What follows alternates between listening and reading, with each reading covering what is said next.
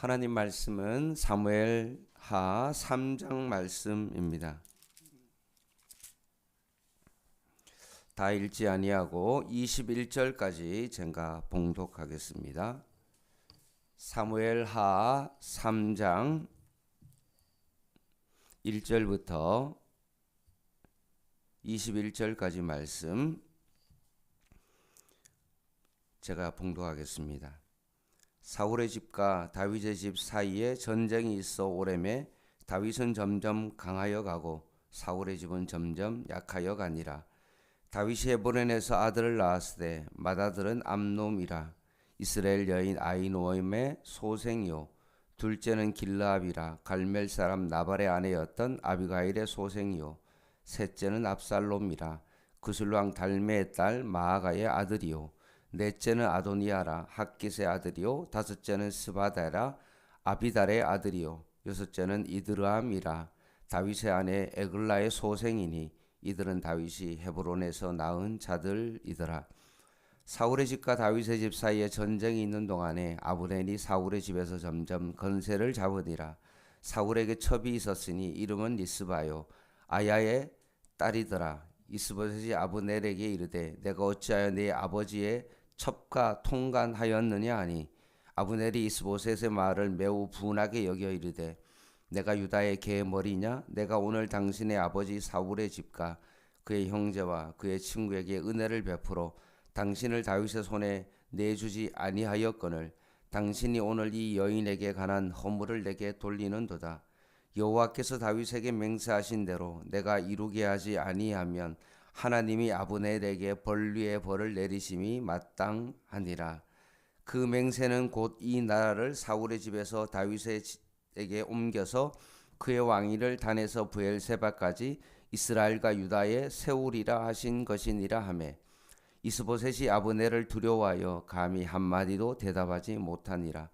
아브넬이 자기를 대신하여 전령들을 다윗에게 보내어 이르되 이 땅이 누구의 것이니이까? 또 이르되 당신은 나와 더불어 언약을 맺사이다.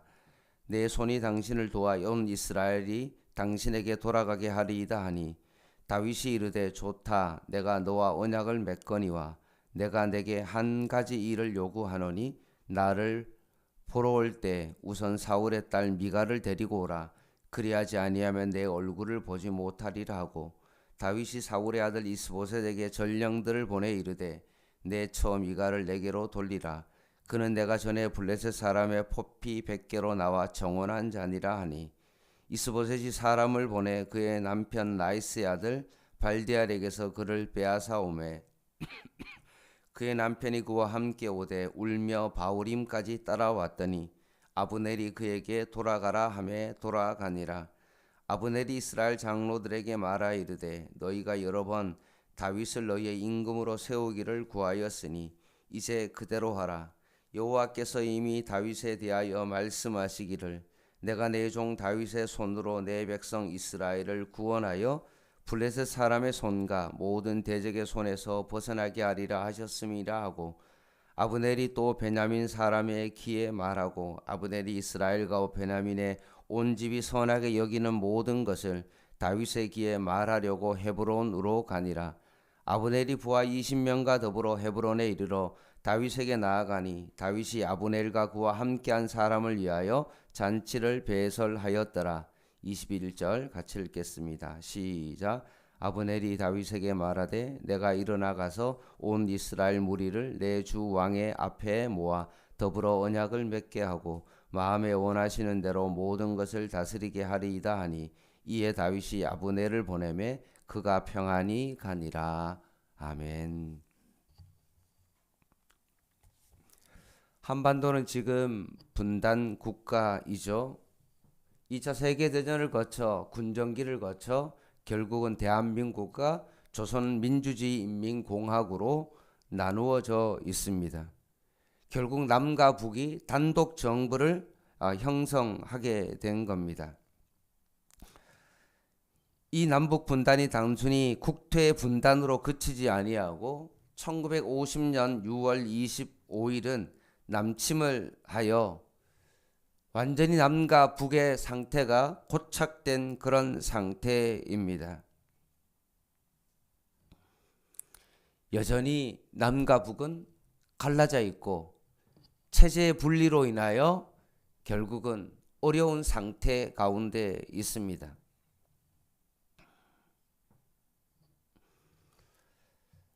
우리나라 역사와 이스라엘의 역사를 바라보면 너무나 닮은 점이 많습니다. 특별히 북한은 3대 권력 세습으로는 정말로 전무후무한 그런 나라이고요. 김일성, 김정일, 김정은으로 이어지는 3대 세습을 지금도 여전히 하고 있습니다. 이것으로 인해서 가장 피해를 보는 사람은 바로 북한의 백성들이겠죠.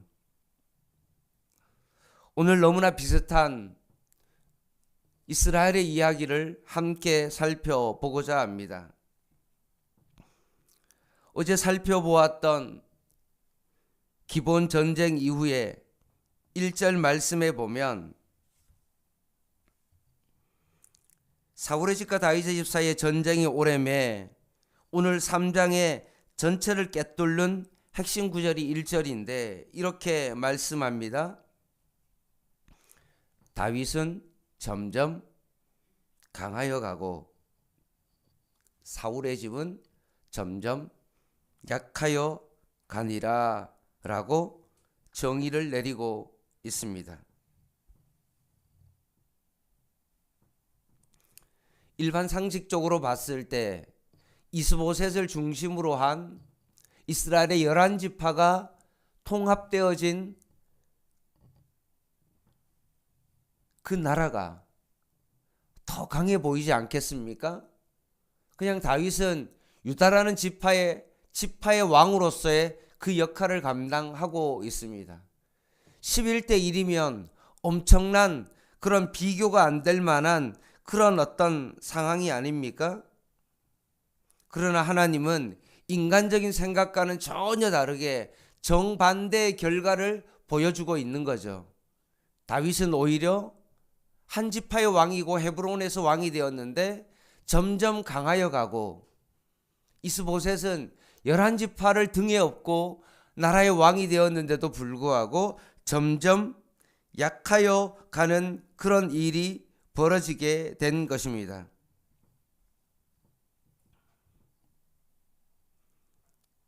그리고 이스보셋이 그렇게 권력을 가질 수 있었던 그 이유는 결국은 아브넬이라는 그 군대 장관이라는 그 사람을 통해서 결국 권력을 유지할 수 있게 되었다는 것입니다. 18절 말씀입니다.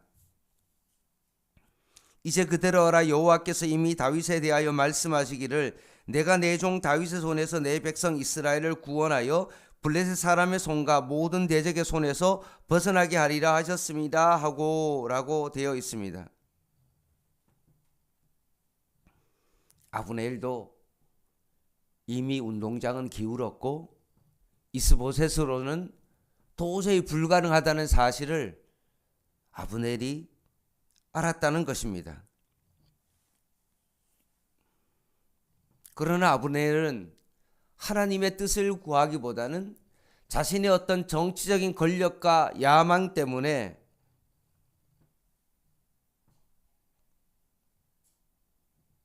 오히려 이스보셋을 왕으로 추종하고 세우고 자신은 그 뒤에서 자기 마음대로 권력을 휘둘렀던 것입니다.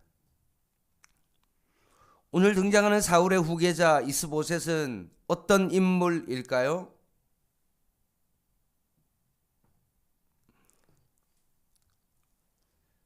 자기 아버지 사울의 첩인 그 사람을 아브넬이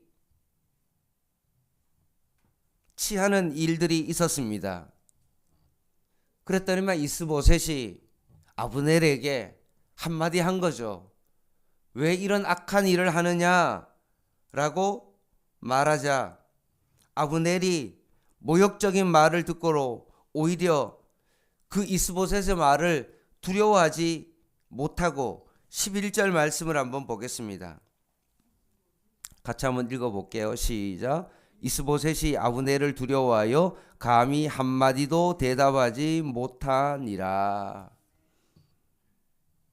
이스보셋이 한마디 했다가 아브넬이 너가 이렇게 왕위를 이어진 게 내가 다 한 게 아니냐?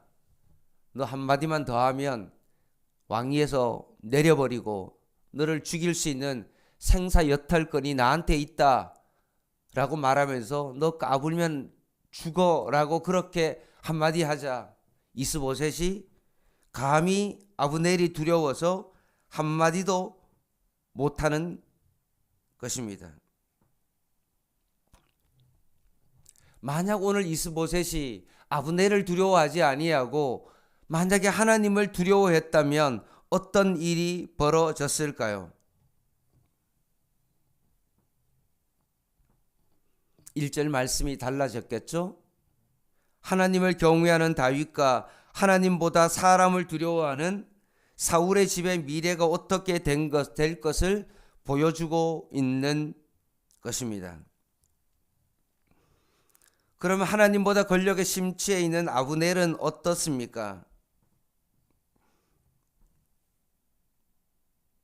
나중에 이스보셋을 헌신작처럼 내버립니다. 사울의 첩을취함으로 왕권을 노리다가 생각대로 진행이 안 되자 17절에서 20절 말씀에 보면 이제는 다윗에게 붙어서 뭔가 새로운 일을 꾸미고 있는 아브넬의 모습을 보게 됩니다. 정치적 협상을 하는 거죠. 내가 너를 이스라엘의 전체 왕으로 삼아주겠다라고 제안하는 거죠.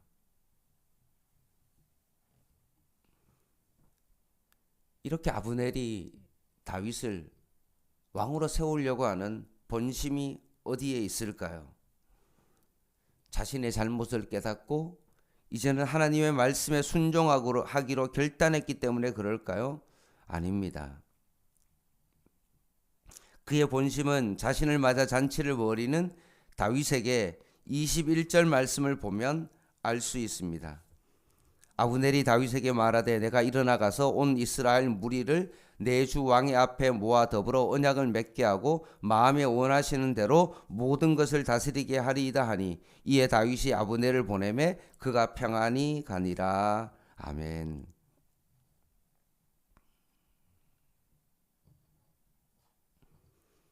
지금 다윗을 아브넬이 온 이스라엘의 왕으로 세우는 결정적인 역할을 키가 누구라는 겁니까? 자기 자신이라는 겁니다. 왕을 세울 수 있는 그 권한이 자기에게 있다라는 겁니다. 그래서 나중에 다윗 아래에 있을 때 내가 당신을 왕으로 세웠다는 것을 자신의 입지를 정말로 굳게 하려는 속내를 지금 21절에 보이고 있는 것입니다. 이게 바로 아브넬입니다. 말씀을 마무리하겠습니다. 우리의 주변에는 이런 아브넬과 같은 그런 사람이 얼마나 많습니까? 정치적인 권력과 그 야망 때문에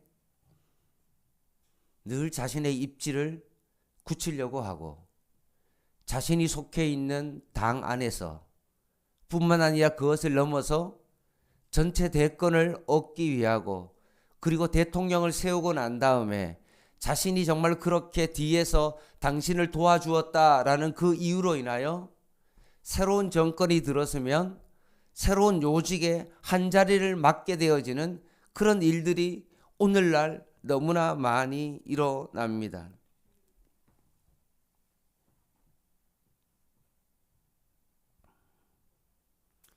국제투명성 기구가 매년마다 부패 지수를 발표합니다.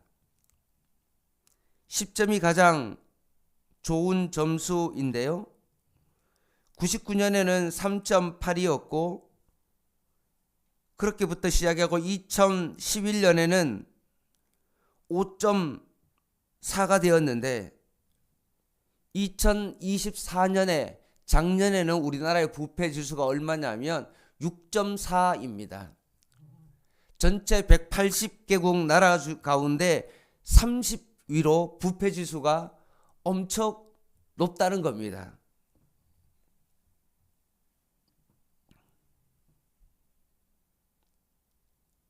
오늘날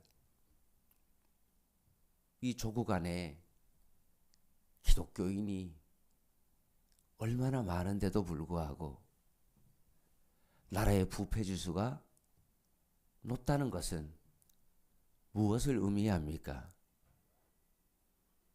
나라의 국회의원 가운데 여러 명이 기독교인인데도 불구하고 이 나라가 부패 지수가 높은 이유가 뭡니까?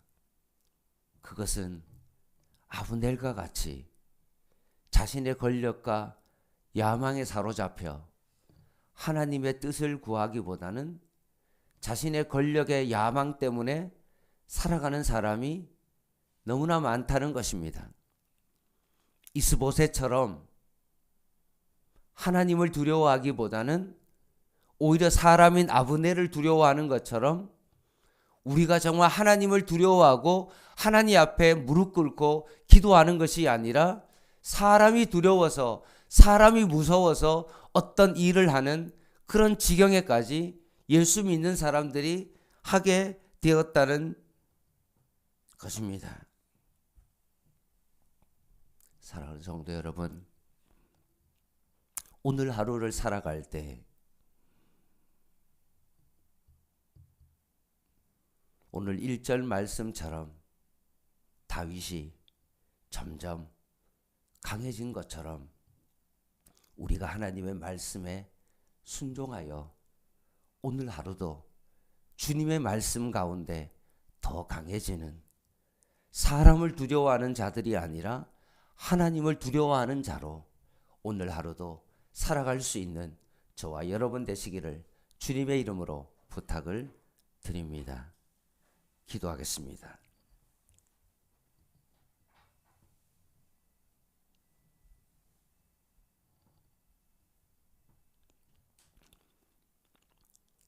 하나님 아버지, 세상의 시각으로는 약했던 다윗이 오히려 점점 하나님 안에서 강해져 갔던 것처럼 우리의 신앙도 우리의 삶도 이 세상 속에서 다윗처럼 하나님의 말씀에 순종하여 점점 강한 자로 서게 하여 주시옵소서. 세상을 두려워하는 자가 되지 않게 하여 주시고 하나님의 백성으로 하나님을 두려워하는 자로 살아가게 하여 주시옵소서. 우리의 인간적인 야망을 채우는 그런 삶을 살아가지 않게 하여 주시고 하나님의 말씀에 순종하는 삶을 살아가게 하여 주시옵소서. 북쪽 땅을 바라볼 때 너무나 마음이 아프고 참 권력의 세습에 정치적인 야망에 힘들어하는 그 북한 땅의 주민들을 바라보며 우리가 그들을 위하여 더 기도할 수 있는 저희들 되게 하여 주시옵소서. 추운 겨울이 다가왔습니다. 한파를 잘 이겨낼 수 있도록 도와주시고 감기와 독감으로 북한 땅의 주민들을 하나님께서 지켜 주시옵소서. 예수님의 이름으로 간절히 기도드립니다. 아멘. 개인 기도 하시겠습니다.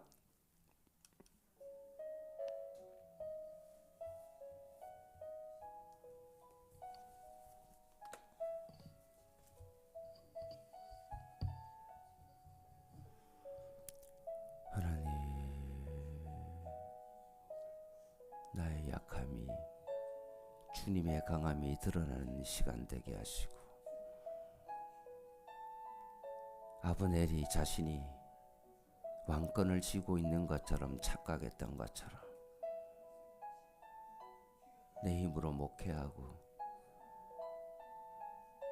내가 무엇인가 하는 것처럼 아브넬처럼 착각하지 않게 하시고 오늘도 하나님의 뜻을 구하며 하나님의 말씀 가운데 순종하는 삶을 살게 하여 주시옵소서. 하나님